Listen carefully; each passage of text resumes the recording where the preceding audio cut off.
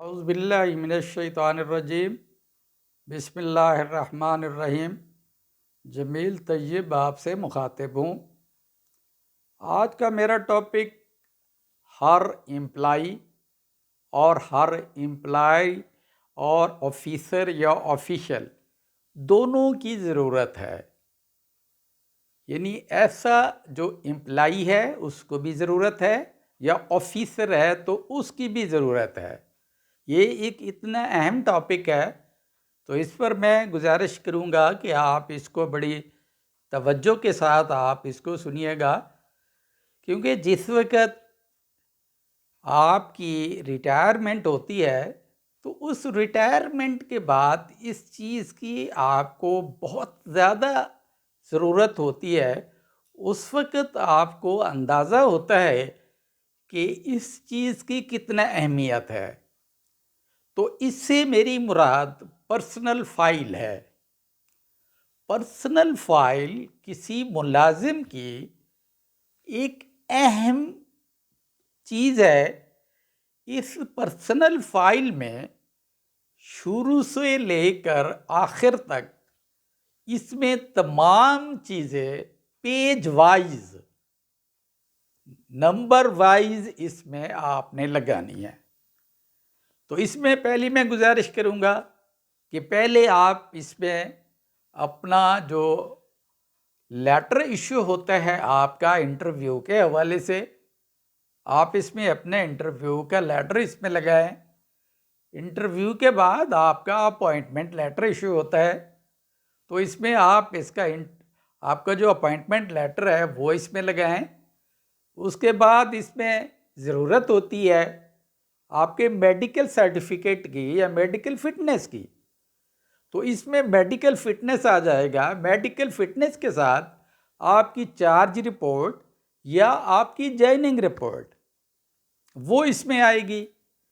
Joining report के बाद आपके जितने भी डॉक्यूमेंट्स हैं, यानी एजुकेशनल डॉक्यूमेंट्स हैं या आपके एक्सपीरियंस सर्टिफिकेट्स हैं या आपके कोई फ़नी या टेक्निकल एजुकेशन के हवाले से डॉक्यूमेंट्स हैं, वो भी इसमें साथ लगेंगे।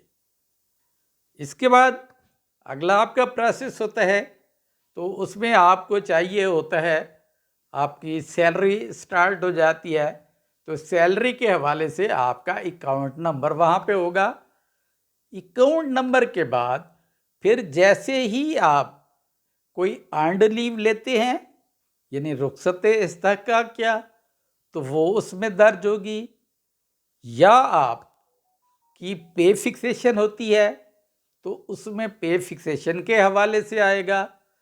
या आपकी ट्रांसफ़र पोस्टिंग होती है तो वो ट्रांसफ़र पोस्टिंग के हवाले से वो लेटर उसमें आएगा।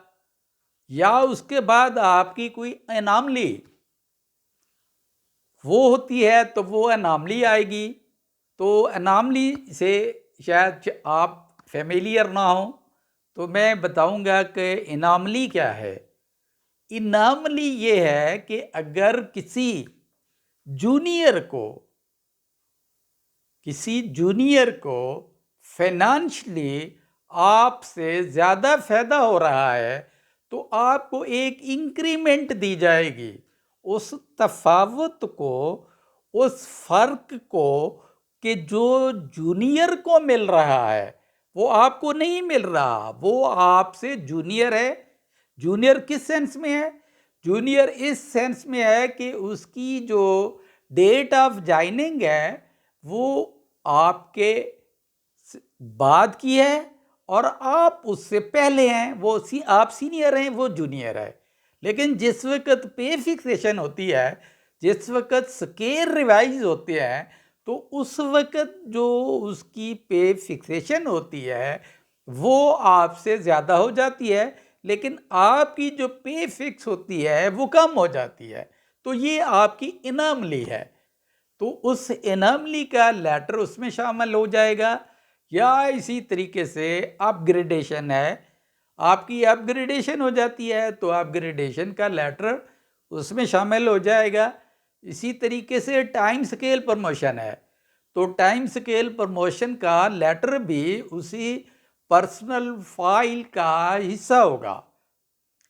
फिर इसी तरीके से ट्रांसफ़र पोस्टिंग है, फिर उसके बाद आपकी प्रमोशन हो जाती है। तो प्रमोशन के बाद वो प्रमोशन का लेटर भी उस पर्सनल फाइल का हिस्सा होगा। प्रमोशन के बाद आपको प्री मैच्योर इंक्रीमेंट मिलती है। तो प्री मैच्योर इंक्रीमेंट के लिए एक लेटर इशू होता है, लेटर एडवाइस इशू होती है। तो वो प्री मैच्योर जो इंक्रीमेंट है, प्री मैच्योर इंक्रीमेंट की मैं थोड़ी सी डेफिनेशन करूं कि प्री मैच्योर इंक्रीमेंट ऐसी इंक्रीमेंट होती है जो बावक्त प्रमोशन आपको दी जाती है। यानी जिस वक्त प्रमोशन होती है साथ ही आपको एक एक्स्ट्रा इंक्रीमेंट मिलती है, उस इंक्रीमेंट को प्री मैच्योर इंक्रीमेंट कहा जाता है। लेकिन जिस वक्त आपकी कोई होती है अपना अदर देन प्रमोशन होती है कोई पेज के रिवाइज के हवाले से, तो ये उसमें आपका जो है ये इसमें आपको एक प्री मैच्योर इंक्रीमेंट मिलेगी और इंक्रीमेंट भी वो आपका इसका हिस्सा होगी। लेकिन ये हिस्सा जो टाइम स्केल प्रमोशन है उस वक्त आपको टाइम स्केल के वक्त आपको इंक्रीमेंट नहीं मिलेगी। लेकिन जिस वक्त प्रमोशन होगी तो प्रमोशन में आपको एक इंक्रीमेंट मिलेगी, वो इंक्रीमेंट आपका हिस्सा होगी इस प्रमोशन का। इसी तरीके से जो बाज़ पीसेक एम्प्लॉइज़ हैं, तो पीसेक एम्प्लॉइज़ हर 6 महीने के बाद या साल के बाद वो लीव इनकैशमेंट लेते हैं। तो लीव इनकैशमेंट भी उस पर्सनल फाइल का हिस्सा होगी। इसी तरीके से अगर कोई टेफ्टा एम्प्लॉई है तो टेफ्टा एम्प्लॉई एलएफए लेता है, वो एलएफए भी उस पर्सनल फाइल का हिस्सा होगी। जितनी दफ़ा वो एलएफए हर साल के बाद वो लेता रहेगा वो उस फाइल का हिस्सा होगा। मैं आपसे गुजारिश करूं कि ये जो एलएफए है, जिस वक्त आप रिटायरमेंट में जाते हैं, ये जो एलएफए है इसको पेंशन से डिडक्ट कर लिया जाता है, पेंशन से मिनहा कर लिया जाता है। अगर आपके पास इसका कोई प्रूफ नहीं है तो इस तरीके से ये आपकी जो पेंशन है ये डिले हो सकती है। इसी तरीके से जो पीसेक एम्प्लॉइज़ हैं उनका भी जो ये जो इनकैशमेंट है वो encashment at the time of retirement वो डिडक्ट हो जाती है, जो रिमेनिंग है वो सिर्फ उनको मिलती है। तो इस तरीके से ये पर्सनल फाइल से मेरे बताने का मकसद ये था कि आपकी जब सर्विस स्टार्ट होती है तो स्टार्ट से लेकर एंड तक in between day by day, date by date जो लेटर इशू होता है वो लेटर आपकी इस पर्सनल फाइल में होना चाहिए। इस वक्त जो मुरव्वजा कवानीन है उसके तहत रिटायरमेंट नोटिफिकेशन उस वक्त तक इशू नहीं होता जब तक आपकी पर्सनल फाइल रिटायरमेंट नोटिफिकेशन के साथ नहीं जाती। इसलिए मैं गुजारिश करूंगा कि इसकी इम्पॉर्टेंस को मद्देनज़र रखते हुए पर्सनल फाइल को अभी से बनाना शुरू करें, ताकि जिस वक्त आप रिटायर्ड हों तो उस वक्त अगर आप वो डॉक्यूमेंट्स ट्रेस करना चाहें तो वो आपको नहीं मिल सकेंगे। इसी तरीके से जो आपकी सर्विस बुक है उसको साथ मेंटेन करें।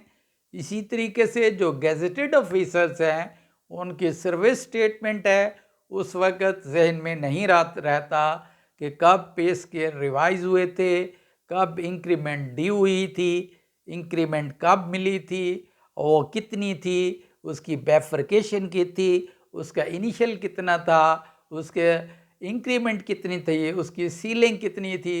तो इसलिए मैं रिक्वेस्ट करूँगा कि जो आपका रिकॉर्ड इन बिटवीन दौरान सर्विस आपका जो भी रिकॉर्ड सामने आता है उसको एक पर्सनल फाइल की सूरत में इसको मेंटेन करें। इसी तरीके से ये पर्सनल फाइल आपकी सिर्फ एक नहीं होगी, बल्कि एक आपकी पर्सनल फाइल आपके ऑफिस या इंस्टीट्यूट में होगी और एक फाइल आपकी हेड ऑफ ऑफिस में होगी। इसी तरीके से एक जो पर्सनल कापी है, जो आपकी ओरिजिनल कापी है, वो आपको मिलेगी। इसलिए आप अपनी फाइल को भी मेंटेन करें और उन फाइल्स को भी साथ साथ आप मेंटेन करते रहें। ये आपके लिए इंशाल्लाह बड़ा बेनिफिशियल होगा। इसके साथ ही मैं आपसे इजाज़त चाहूँगा। अपना ख्याल रखिएगा। अल्लाह हाफ़िज़। अस्सलामु अलैकुम वरहमतुल्लाह वबरकातुहू।